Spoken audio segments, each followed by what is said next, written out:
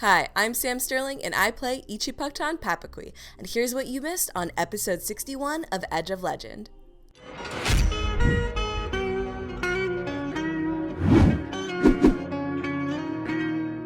The tension begins to build as Shionibus knocks an arrow and stares down Zaka. The young captain rages in hurt confusion, and Rufa takes a careful look at him. He is able to notice his distress and holds his actions in hopes of diplomacy. He also sees a spirit-like figure behind Zaka, in a form most like his fallen brother Zanakin. But amidst his discerning gaze, Zaka attacks. Shionibus shoots, and Rufa is downed. This causes Ichi to spring into action, grappling Zaka as he thrashes furiously against her. Not having a clear shot, Woodward buffs Ichi instead, but seeing a perfect opening, Alona takes the Amrindor out of her pocket and places it on Zaka's forehead. This renders him unconscious, and a hopeful Alona disappears inside of his mind.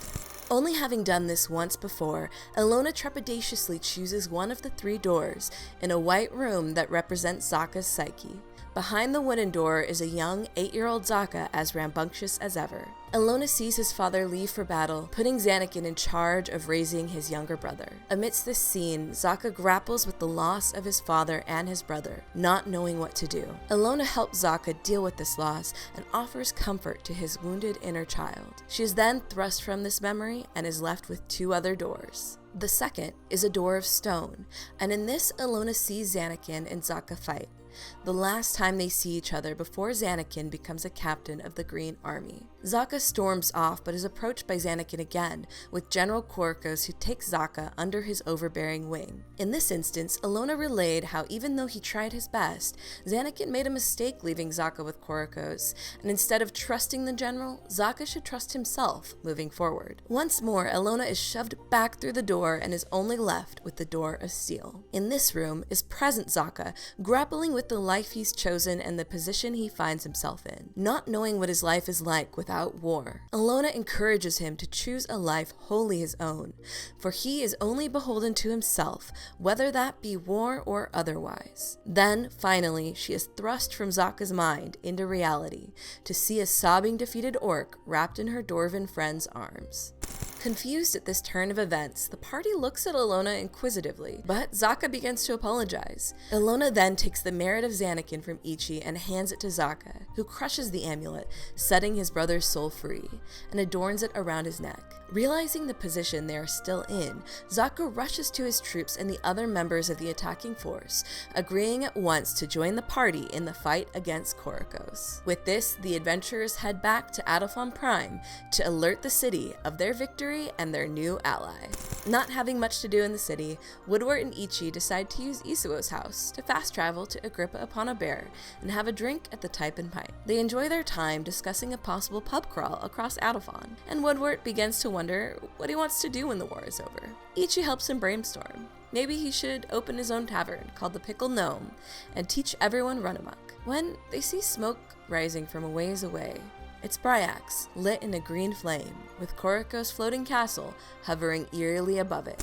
Back in Adolphon Prime, Shionibus, Alona, and Beoin Rhaonig discuss the state of war. It is then discovered that Beoin has a root of the Great Tree of the North, one of the many great trees that were wiped out during the war on the elves. Her having this relic fills Alona with a sense of awe, and Shionibus with great suspicion. This is when Alona learns that Beoin and the Ice Queen are one and the same, and she screams excitedly about being in a room with a queen and a princess. Unfortunately, this reveals to Beoin that Shionibus is actually going to be the future queen of Nubia. But amidst Shionibus bearing her head in her hands, they head to brunch.